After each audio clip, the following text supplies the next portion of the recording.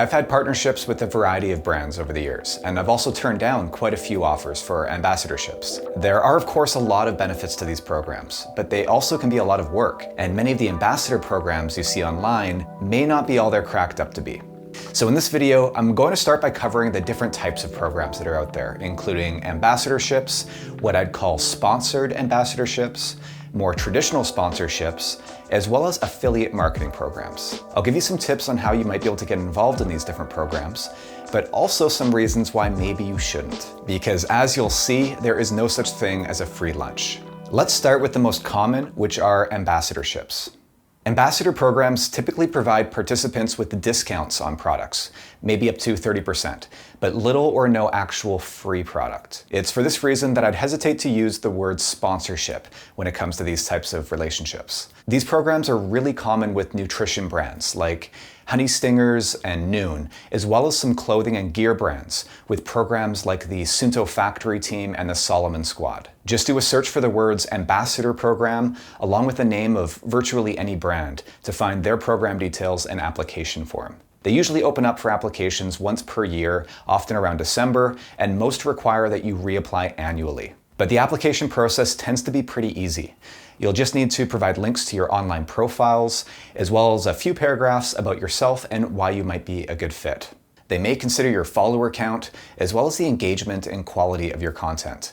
But the bar tends to be pretty low because there's very little cost to the brand, maybe a t-shirt and a bit of other swag. You'll still be required to purchase product to get any real benefit from the program, and they'll still be making a profit from you on those sales, unlike a pro deal or a staff discount where you might be getting under wholesale cost. Some of these programs require that you post a certain number of times per month or that you participate in very specific online campaigns. They may provide referral codes that you can offer to your friends and social media audience for a small discount, like 10 to 15% on products purchased online. This also serves as a way for the brand to track performance and return on investment. There's certainly no harm in participating in these programs, especially if you're already a heavy user of these products. These discounts could add up to a couple $100 a year, but recognize that you are working as part of a guerrilla marketing team in exchange for the same discount you might be able to get at a regular end of season sale or a Black Friday type of promotion. And with so many athletes participating in so many of these programs,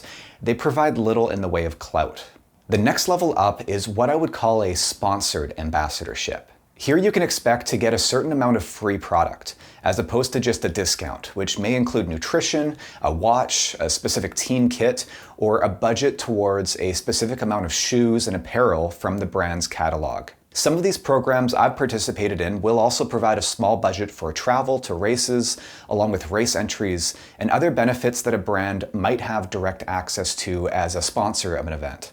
Examples of these programs include the Suunto Elite Team, the Honey Stinger Hive Elite Program, and the Salomon Pro Squad, which I'm a part of here in Canada. These types of programs have been a huge benefit to me and have helped to cover the cost of a lot of my gear and nutrition over the years. I also love having direct access to product knowledge and the chance to test out new gear and to provide feedback, along with some other really fun opportunities. But there is also a much larger commitment required from you as a sponsored ambassador. For example, you might be asked to help out at events. I've led some Learn to Trail Run clinics over the years for Salomon, as well as hung out at the Salomon tent during race expos. You'll also need to participate in online campaigns, and there will be an expectation of exclusivity by not working with or promoting any competing brands. These kinds of opportunities often come as a result of who you know, but you will occasionally see calls for applications to these higher tiers alongside the applications for the larger ambassador programs that I mentioned before. Smaller store-level teams exist as well, where you might get some shoes and apparel in exchange for helping out with in-store events or run clinics. In fact, this is how I got my start in working with Salomon, by being asked by a friend to be a store-level ambassador before eventually being invited to work with the national marketing team. Many specialty run stores are actually given a budget for products from brands to in turn give to their ambassadors. So I'd say that working with a store is a great place to start if you are looking for this kind of support. True sponsorships do exist, but are increasingly harder to come by. Think of athletes like Kilian Jornet, who would be considered a professional athlete in every sense of the word.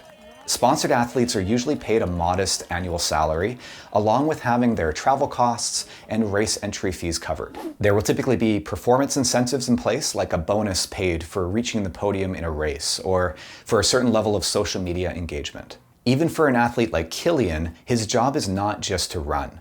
When he shows up at a race, he's got to do interviews with media and meet and greets with fans. And while it certainly looks glamorous being featured in all of those glossy Salomon films and photos, that represents days, if not weeks, of working with film crews and photographers each year. In other words, his job isn't just to be a professional runner, his job is also to be a media personality, an actor, a model, a writer, a brand ambassador, and so on. So what value can you potentially provide as an athlete in exchange for participating in one of these programs? I think it's useful to look at how sports sponsorships traditionally have worked. A young Michael Jordan who achieved a certain level of notoriety will catch the attention of a brand like Nike, who wants to attach their name to this rising star. But Nike isn't only going to give him free shoes. They're going to need to actually pay him to wear their shoes. In fact, in this case, they paid him to license their name to put on their shoes. This makes sense because Michael Jordan lends credibility to the brand, and that's worth a lot of money to Nike. People see him wearing Nikes, both in commercials and on the court, so they themselves want a pair. Value comes from earned media as well, which is the free press that Jordan got whenever he won a game or was interviewed. And earned media is cheaper than having to rely strictly on paid advertising. But with social media, everything has changed. Yes, we still have athletes like Kilian who are being paid by Salomon to wear their shoes, and who even help in product testing and design. Salomon is leveraging Kilian's personal brand in the exact same way that Nike did Jordan's. Kilian is in the media all the time. His photos are on the covers of magazines, he's in films, and of course he's winning races, all while wearing head-to-toe Salomon branding. But brands like Salomon don't really need any more Kilians. They've got most of the top names in the sport already on their roster. What's harder to get access to are more grassroots channels. And this requires real people who can talk honestly about their products, whether they're doing so on social media or face-to-face at events within their communities. Brands are paying a lot of money to access audiences with their content on platforms like Facebook. And even when they're not paying to directly promote their content, they're still paying a marketing team to develop and publish it, and in some cases, spending huge amounts on professional photographers and filmmakers. Those films from Salomon cost tens of thousands of dollars, and in some cases, over 6 digits. So that's where you come in. And the question you need to ask yourself is, what value can you offer a brand? This might be to access your audience on social media, as well as the ability to produce your own content. Remember, in the past, a brand would have had to hire a professional photographer to potentially pay a model or at least get one of their sponsored athletes to participate in a shoot, and then to pay someone to post it. So you're kind of doing that all in one. You might be leading events or providing coaching or nutritional advice where product placement could be just a natural fit. Just take a look at how a brand like Clif Bar is already trying to engage with consumers. There's a reason why they hand out samples at race expos instead of just brochures talking about the nutritional benefits of their products. They want you to taste the product because you're either going to love it or you're not. So if you're leading events where you have the opportunity to hand out free samples as well, then the brand just saved money by not having to pay someone to attend. They're leveraging you as an extension of their marketing team instead. And as an athlete, it's a win-win because you can in turn get nutrition for your own racing and training. And this is how I've worked with brands like Clif Bar myself. And then there's press and other earned media. If you are doing newsworthy things fairly consistently, whether those are strictly athletic pursuits or maybe something around charity work, that media attention may be something a brand might want to attach their name to as well. But all of this is work and takes time, and time is of course money. Think about how much all of that free or discounted product is really worth to you, and compare that to the time investment that will be required. You may be able to just put in a few extra hours at work or pick up a side gig instead where you'd make much more money, which you could then spend on whatever products you want without being limited to a single brand. Consider other opportunity costs as well. Getting some free shoes is great, but may not be worth it if it means having to skip your long run to help out at an event on a Saturday morning. And lastly, there may be exclusivity agreements as part of any of these programs, where you're required to train and race in only one brand of shoes, for example. You'd better hope these are really a great fit, because you may actually be putting your season in jeopardy if not. But there are other options, like affiliate marketing programs. I'd worked with Suunto for several years as a sponsored ambassador, but when the program I was a part of recently ended, it freed me up to begin testing out and working with other brands of watches like Coros as a content creator. Before dedicating myself exclusively to a single brand of watch again in the future, this opportunity cost would have to be factored in. This is why you'll see many creators on YouTube who do gear reviews stay away from exclusive sponsorship agreements, instead favoring these more traditional affiliate marketing programs. They might get given free product to review in a YouTube video or on a blog, along with a discount code to provide their audience, and may even get commissions from any product sold. But there's no exclusivity or ongoing commitment required. It really is just a business transaction.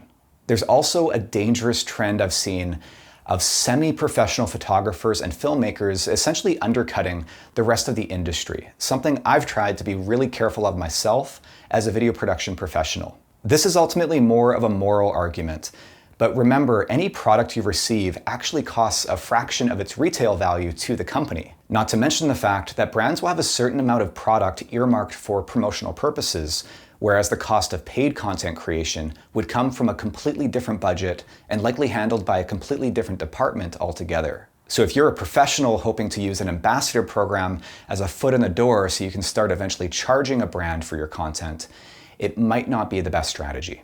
But maybe you're already involved in doing events, or you're already publishing a lot of relevant content on a blog or YouTube channel. For example, I've long been a fan of the InReach, which is a two-way satellite communications device that I recommend always carrying when in the backcountry. Not only had I been using the product for years, but I was already talking about it in videos, on my blog, and during in-person educational events that I lead on backcountry safety. So it was a no-brainer to try to work out an agreement where they would provide me with the latest devices and cover my monthly subscription costs, along with a discount code that I could pass along to my audience. But imagine if I wasn't already such a strong proponent of safety and in using the product. The arrangement just would not have made sense for either party in terms of value or authenticity.